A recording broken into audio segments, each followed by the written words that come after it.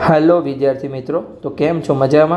तो BAMS और BHMS second राउंडનું परिणाम આવી ગયું છે, એટલે કે આયુર્વેદિક અને હોમિયોપેથિકમાં જે સેકન્ડ રાઉન્ડનું ચોઇસ ફિલિંગ શરૂ થયું હતું એનું રિઝલ્ટ આવી ગયું છે।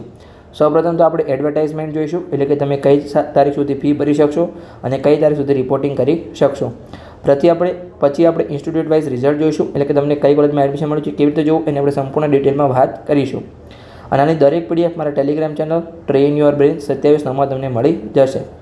પછી આપણે જે નવી કોલેજ એડ થઈ છે આયુર્વેદિક અને હોમિયોપેથિકમાં કેટલી છે, કેટલી સીટ વધી છે એની આપણે વાત કરીશું। પછી જે આ વિદ્યાર્થીઓનું લિસ્ટ છે કે કોને કોને હેલ્થ સેન્ટર પર જવાનું છે અને કોને કોને ફી ભરવાની છે એની આપણે વાત કરીશું। પછી તમારે એડમિશન કન્ફર્મ કરવા માટે કેટલા સ્ટેપ છે એની સંપૂર્ણ ડિટેલમાં વાત કરીશું। જો લિસ્ટ ઓફ હેલ્થ સેન્ટર અને જે HDFCની બ્રાન્ચ છે એ મેં દરેક વિડીયોમાં બતાવ્યું છે, તમે આગળના વિડીયો જોઈ મેડિકલના પ્લેલિસ્ટમાં જઈ અને જોઈ શકો છો। પછી આપણે સ્ટેપ ઓફ એડમિશન કન્ફર્મ એ જોઈશું। પછી તમારે જે ઇન્ફોર્મેશન ભરવાની છે, જે એન્વેલપ છે એના પર એક પેજ ચોંટાડવાનું છે, એની પ્રિન્ટ ક્યાંથી કરાવવી, શું કરાવવું, એમાં શું ઇન્ફોર્મેશન ભરવી એની દરેકની વાત કરીશું। ઓથોરિટી લેટરની તમારી કોઈ જરૂર નથી અને તમને ઇન્સ્ટ્રક્શન છે એ તો મેં તમને દરેક રાઉન્ડમાં આપેલી છે, તો તમે મેળવી શકો છો। ત્રીજા રાઉન્ડ માટે હું એક ડેડિકેટેડ વિડીયો બનાવી દઈશ, આ છે તો ખાલી, તો તમે એની રાહ જોઈ શકો છો અથવા ચેનલને સબસ્ક્રાઈબ કરી શકો છો, એટલે તમને જલ્દી નોટિફિકેશન મળી જાય। તો ચાલો આપણે PDF પર જઈએ અને દરેક માહિતી મેળવીએ। તો અહીંયા હવે આપણે જે બીજા રાઉન્ડનું અલોટમેન્ટ જાહેર થયું છે એના માટે તમારે અલોટમેન્ટ માટે ક્યારે ફી ભરવાની છે અને ક્યારે રિપોર્ટિંગ કરવાનું છે તેની વાત કરીશું BAMS અને BHMS કોર્સીસ માટે। તો સૌપ્રથમ તો જુઓ, તમારે ઓનલાઈન ફી અથવા નિયત કરેલ HDFC બેંકની શાખા ખાતે ટ્યુશન ફી ચૂકવણીની તારીખ છે 3 ઓક્ટોબર 2024 થી 8 ઓક્ટોબર 2024 તમે બપોરે 3 વાગ્યા સુધી ફી ભરી શકો છો। એટલે 8 ઓક્ટોબર તમારી લાસ્ટ ડેટ છે ફી ભરવાની, એ તમારે ખાસ ધ્યાન રાખવાની છે।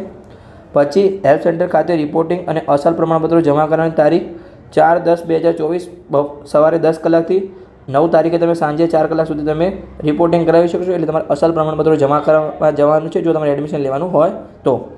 આગળ આપણે જોઈએ કે હેલ્થ સેન્ટરનું કામકાજ સોમથી શુક્ર સવારે 10 થી બપોરે 4 કલાક સુધી ચાલુ રહેશે અને શનિવારે સવારે 10 કલાક સુધી, એટલે કે 10 થી બપોરે 12 વાગ્યા સુધી ચાલુ રહેશે।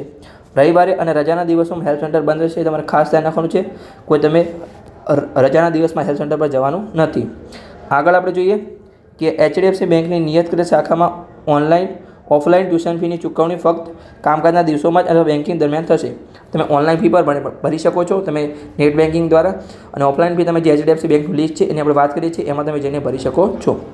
આગળ આપણે જોઈએ પ્રવેશ પ્રક્રિયા વિશે વિગતવાર માહિતી વેબસાઇટ પર ઉપલબ્ધ છે અને પ્રવેશ સમિતિ દ્વારા અપડેટ કરેલી માહિતી માટે વારંવાર આ વેબસાઇટની મુલાકાત લો। જો વેબસાઇટ વિશે તમને કોઈ પણ માહિતી ના હોય તમે આ ચેનલને અવશ્ય સબસ્ક્રાઈબ કરી શકો છો। આ ચેનલ પર આપણે ડિટેલમાં દરેક એડમિશનની પ્રક્રિયા સમજાવીએ છીએ। તો ચલો હવે આપણે આગળની પ્રક્રિયા જોઈએ, આપણે ઇન્સ્ટિટ્યૂટ વાઇઝ રિઝલ્ટ જોઈએ, એટલે કઈ કોલેજમાં કેટલા વિદ્યાર્થીઓને એડમિશન મળ્યું છે, તમારે કેવી રીતે જોવાનું એની સંપૂર્ણ ડિટેલમાં માહિતી આપીએ, તો તમે અંત સુધી જોડાયેલા રહો। જો અહીંયા હવે જે આપણે સેકન્ડ રાઉન્ડમાં છે BAMS અને BHMSની જે ઇન્સ્ટિટ્યૂટ વાઇઝ રિઝલ્ટ છે, એટલે કે દરેક કોલેજમાં વિદ્યાર્થીઓનું લિસ્ટ છે એની આપણે વાત કરવાના છીએ। તો આ PDF છે એ મારા Telegram channel train your brain 279માં તમને મળી જશે। આ યુઝર આઈડી તમે સર્ચ કરજો અથવા તમને જે ડિસ્ક્રિપ્શન બોક્સ છે એમાં પણ આ યુઝર આઈડી મળી જશે, ત્યાંથી PDF મળશે। અને તમારું નામ તમારે કેવી રીતે સર્ચ કરવાનું છે, તો જો સૌપ્રથમ નામ હશે, એટલે કોલેજનું નામ ઉપર હશે, પછી અહીંયા વિદ્યાર્થીનું નામ હશે, નીચે એનો મેરિટ નંબર છે ગુજરાત, પછી કેટેગરી મેરિટ નંબર હશે, નીટનો સ્કોર હશે, એડમિશનની કેટેગરી હશે, પછી સીટનું ટાઈપ હશે, GQ છે કે MQ છે દરેક, પછી કયા રાઉન્ડમાં એડમિશન મળ્યું છે એ હશે, ફર્સ્ટ રાઉન્ડ અથવા સેકન્ડ રાઉન્ડ, પછી ઓલ ઇન્ડિયા રેન્ક હશે અને નીટના પર્સન્ટાઇલ હશે। જો તમે આ PDF મળે ત્યારે તમારા ઉપર સર્ચનું ઓપ્શન આવશે, એમાં તમે તમારું નામ પણ સર્ચ કરી શકો છો, નામ ના તમે મેરિટ નંબર પણ સર્ચ કરી શકો છો, નીટના માર્ક્સ સર્ચ કરશો તો પણ આવશે, પણ એ થોડું ડિટેલમાં આવશે। તમે ઓલ ઇન્ડિયા રેન્ક પણ સર્ચ કરી શકો છો, આ ત્રણ તમે સર્ચ કરશો તમારું નામ આવશે। તમારે ખાસ તો મેરિટ નંબર અને ઓલ ઇન્ડિયા રેન્ક સર્ચ કરવાનું છે, કારણ કે માર્ક તો ઘણાના સેમ હશે। તમે એ બંને PDFમાં સર્ચ કરશો એટલે તમારું નામ મળી જશે અને ઉપર અહીંયા તમારું કોલેજનું નામ હશે। જો આપણે આગળ કોલેજ બતાવીએ, જો આ સેમ જ કોલેજ છે, જો આવી રીતે ગવર્મેન્ટ આયુર્વેદિક કોલેજ વડોદરા હશે, પછી બીજી કોઈ કોલેજ હોય તમારું નામ હશે, પછી કોલેજમાં કઈ કેટેગરીવાળા કેટલા વિદ્યાર્થીઓ છે, કેટલા ફિમેલ છે કેટલા મેલ છે, એટલે કેટલા છોકરીઓ અથવા છોકરીને એડમિશન મળશે અને ટોટલ કેટલી સીટ છે તમારી કોલેજમાં એ પણ સંપૂર્ણ તમને ડિટેલમાં માહિતી મળશે। તો આ PDF મારા Telegram channel train your brain 27 મળશે, તો ત્યાંથી તમે જઈને માહિતી મેળવી શકો છો। તો આગળ હવે માહિતી મળી કે કેટલી નવી કોલેજ ખુલી છે અને કેટલી નવી સીટ એડ થઈ છે। અહીંયા હવે આપણે નવી કેટલી આયુર્વેદિક અને હોમિયોપેથિકની કોલેજને મંજૂરી મળી છે તેની વાત કરવાના છીએ અને કેટલી સીટનો વધારો થયો છે એની સંપૂર્ણ ડિટેલમાં આપણે વાત કરવાના છીએ। તો આયુર્વેદિકમાં ટોટલ નવી 4 કોલેજની મંજૂરી મળી છે અને હોમિયોપેથિકમાં 1 કોલેજની મંજૂરી મળી છે. તો આયુર્વેદિકમાં કોલેજ છે કૃષ્ણા આયુર્વેદિક કોલેજ વડોદરામાં, સેલ્ફ ફાઇનાન્સ કોલેજ છે, એમાં ટોટલ 48 સીટ છે. પછી દલિયા આયુર્વેદિક કોલેજ જે ખેડામાં આવેલી છે, એમાં ટોટલ 100 સીટ છે. પછી ડૉક્ટર સુભાષ આયુર્વેદિક કોલેજ જે જૂનાગઢમાં આવેલી છે, એમાં 60 સીટ છે. પછી પીપી સવાણી આયુર્વેદિક કોલેજ સુરત, એમાં 100 સીટ છે. ટોટલ આયુર્વેદિકમાં 308 નવી સીટ એડ થઈ છે, એટલે કે ટોટલ 4 નવી કોલેજ એડ થઈ છે. પછી હોમિયોપેથિકમાં નવી એક કોલેજ ખુલી છે, એનું નામ છે શ્રી સરદાર પટેલ મહિલા હોમિયોપેથિક મેડિકલ કોલેજ જે રાજકોટમાં આવેલી છે, જે ઓનલી ગર્લ્સ માટે છે, બોયઝને એમાં એડમિશન નહીં મળે. એમાં ટોટલ 60 સીટ એડ થઈ છે, એટલે કે આયુર્વેદિકમાં 308 અને હોમિયોપેથિકની 60, એટલે કે 368 સીટ ટોટલ એડ થઈ છે, જે સેકન્ડ રાઉન્ડ અથવા થર્ડ રાઉન્ડમાં તમને એડ થઈ જશે. આગળ આપણે જોઈએ આગળની માહિતી મળે કે તમારે એડમિશન લેવા માટે કયા કયા સ્ટેપ કરવાના છે. તો વિડીયોમાં તમે અંત સુધી જોડાયેલા રહો. અહીંયા હવે આપણે એડમિશન કન્ફર્મ કરવા માટેની કેટલીક સૂચનાઓ વાંચીશું, એટલે કે એના સ્ટેપ વાંચીશું. એટલે કે જો જે વેબસાઇટ છે એના દ્વારા BAMS અને BHMSના બેઠકોના પ્રવેશ માટે બીજા રાઉન્ડનું પરિણામ જાહેર કર્યું, તો કે હા જાહેર કર્યું છે. તો નીચે પ્રમાણે તમારે પગલાં અનુસરવાના છે. તો સૌપ્રથમ તમારી વેબસાઇટની મુલાકાત લેવાની છે. એટલે તમે શું સર્ચ કરશો તો તમારે અહીંયા જે લખેલું છે એ તમારે સર્ચ કરવાનું છે.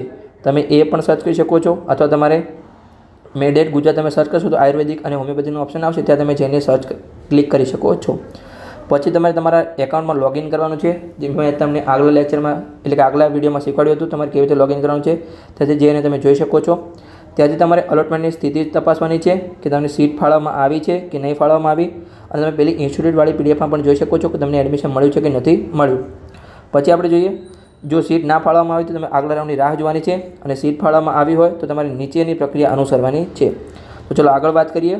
તો તમારા લોગિન એકાઉન્ટમાંથી તમારે અલોટમેન્ટ લેટરની પ્રિન્ટ લેવી અને નજીકના હેલ્થ સેન્ટરમાં અપોઇન્ટમેન્ટ લો.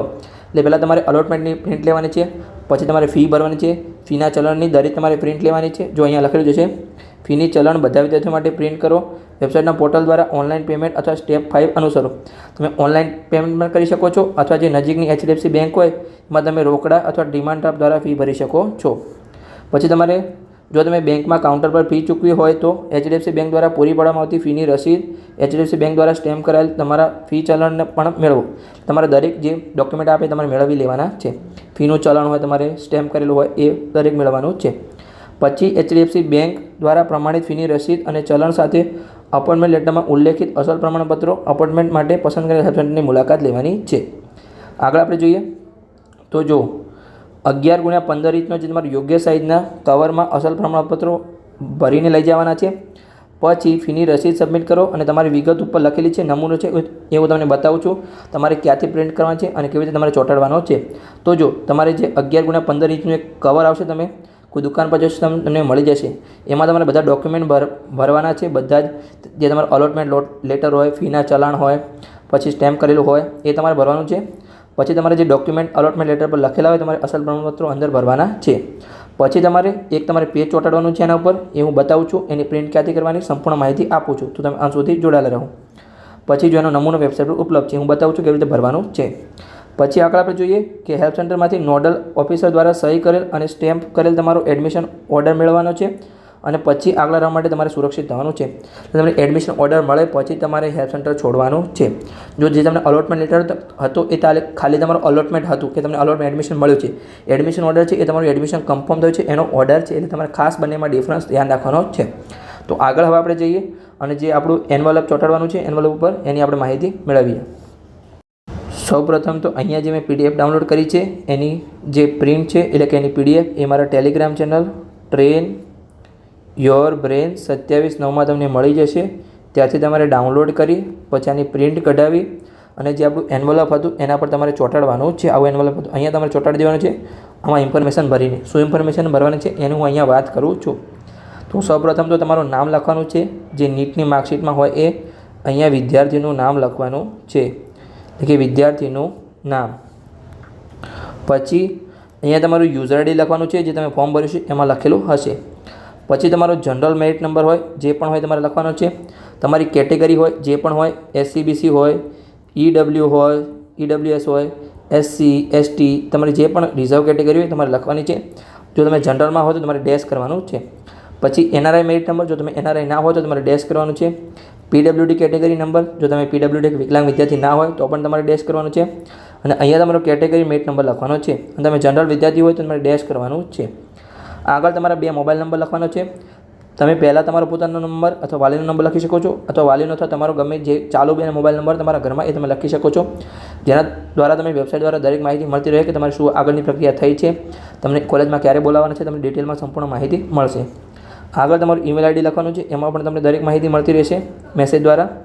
પછી તમારે જે અલોટ કોર્સ હોય, ધારો કે તમને BAMSમાં એડમિશન મળ્યું છે અથવા BHMSમાં જે પણ કોર્સમાં એડમિશન મળ્યું હોય એ અહીંયા લખવાનું છે. પછી તમારે કઈ કેટેગરીમાં એડમિશન મળ્યું છે, તમને general category, SC, BC, OBC એ તમારી કેટેગરી અહીંયા લખવાની છે. પછી આગળ આપણે જોઈએ તમને જે પણ કોલેજમાં એડમિશન મળ્યું હોય એનું અહીંયા ડિટેલમાં પૂરું નામ લખવાનું છે. જેમ કે તમને ગવર્મેન્ટ અખંડાનંદ આયુર્વેદિક કોલેજ અમદાવાદ મળી હોય તો એનું પૂરું નામ અહીંયા લખવાનું છે. પછી અહીંયા કયા કયા ડોક્યુમેન્ટ લઈ જવાના છે એની વાત કરી છે. તમારે યસ અને નો લખવાનું છે, એટલે કે અહીંયા જો વાય અને એન કરવાનું છે. તો તમારે અલોટમેન્ટ લેટર તો લઈ જવાનો છે વેબસાઇટ પરથી ડાઉનલોડ કરી, તેમાં તમારે યસ કરવાનું છે. પછી ટ્યુશન ફીની રિસિપ્ટ તમારે લઈ જવાની છે, એ પણ તમારે યસ કરવાનું છે અને એ તમારે અંદર મૂકવાનું છે જે આપણું એન્વલપ છે એમાં. પછી તમારે નીટની માર્કશીટની કોપી લઈ જવાની છે, તો કે યસ. પછી ધોરણ 10ની માર્કશીટ યસ, ધોરણ 12ની માર્કશીટ યસ. પછી તમારા જન્મના પ્રમાણપત્ર તરીકે તમે LC લઈ જઈ શકો છો. LC અહીંયા તમારે LC લઈ જવાની છે અને તમારે યસ કરવાનું છે. School leaving certificate. આગળ તમારું ડોમિસાઇલ જો તમારે હોય તો લઈ જવાનું. તમે ગુજરાત બહારના વિદ્યાર્થી હોય, તમે ડોમિસાઇલ તમારો ગુજરાત બહાર જન્મ થયો તો તમે એડ કરી શકો છો. ગુજરાતના વિદ્યાર્થીને કોઈ ડોમિસાઇલની જરૂર નથી, પણ તમારા જોડે હોય તો તમે યસ કરી શકો છો, ના હોય તો નો કરી શકો છો. ટેન્શન લેવાની કોઈ જરૂર નથી. પછી તમારું કાસ્ટ સર્ટિફિકેટ છે, EWS, SC, BC, SC, ST જાતિનું પ્રમાણપત્ર તમારે અપલોડ કરવાનું છે, તો એમાં તમે યસ કરી શકો છો. પછી નોન ક્રિમિલિયર સર્ટિફિકેટ, તો SC, BC, OBCના વિદ્યાર્થીઓ માટે તમારે યસ કરવાનું છે, બીજા વિદ્યાર્થીઓએ નો કરવાનું છે, એટલે કે એન કરવાનું છે. પછી EWS સર્ટિફિકેટ, તો EWS વાળા વિદ્યાર્થીઓ યસ કરવાનું છે, બીજા વિદ્યાર્થીઓએ નો કરવાનું છે. પછી કોપી ઓફ પાસપોર્ટ, એટલે કે તમારે જો તમારે કોઈ જરૂર નથી આનું, આ જે વિદ્યાર્થીઓ એના વિદ્યાર્થીઓ છે એમના માટે છે, એમાં તમારે નો કરવાનું છે. આગળ આપણે જોઈએ કે ફિટનેસ સર્ટિફિકેટ, જે તમે ડોક્યુમેન્ટ વેરિફિકેશન વખતે ફિટનેસ સર્ટિફિકેટ કરાવ્યું હતું એ તમારે રિપોર્ટિંગ વખતે એનું ઓરિજિનલ અહીંયા તમારે અંદર નાખવાનું છે અને અહીંયા તમારે યસ કરવાનું છે. પછી તમારે એનો છે તો આગળની કોઈ જરૂર નથી, તમારે બીજા જો ડોક્યુમેન્ટ કોઈ હોય તો તમારે એમાં યસ અને અથવા નો કરવાનું છે. સમજણ પડી ગઈ? તો બસ આ પેજને તમારે પ્રિન્ટ કરી અને જે આપણું એન્વલપ છે એના પર ચોંટાડવાનું છે. તમારું એન્વલપ આવું હશે, એમાં તમારે ડોક્યુમેન્ટ નાખવાના છે અંદર અને એના પર આ પેજ ઇન્ફોર્મેશન વળી આ પેજ ચોંટાડવાનું છે. એટલે કોઈ પણ સર્ચ હોય તો એને પૂરી ઇન્ફોર્મેશન બહારથી જ મળી જાય, એમને અંદર ખોલવાની જરૂર પડે નહીં, કેમ કે તમે અંદર પેક કરીને આપશો ત્યારે. સમજણ પડી ગઈ? અને તમારે ઓરિજિનલ ડોક્યુમેન્ટ લઈને જવાના છે અને 2 સેટ ઝેરોક્સ લઈને જવાની છે. અને તમારે HDFC બેંકનું લિસ્ટ મેં દરેક વિડીયોમાં બતાવ્યું છે, તમે આગળ જઈને જોઈ શકો છો આગળના વિડીયોમાં. અને તમારે હેલ્પ સેન્ટર કયું નજીક છે એના વિડીયો પણ મેં બનાવ્યો છે, તમે જઈને જોઈ શકો છો. તો મેડિકલના પ્લેસમાં તમને દરેક માહિતી મળી જશે. તો બસ આવા જ વિડીયો માટે તમે ચેનલને સબસ્ક્રાઈબ કરી શકો છો અને તમારા મિત્રો સાથે વિડીયોને શેર પણ કરી શકો છો. મળીએ કોઈ નવી ઇન્ફોર્મેટિવ માહિતી સાથે.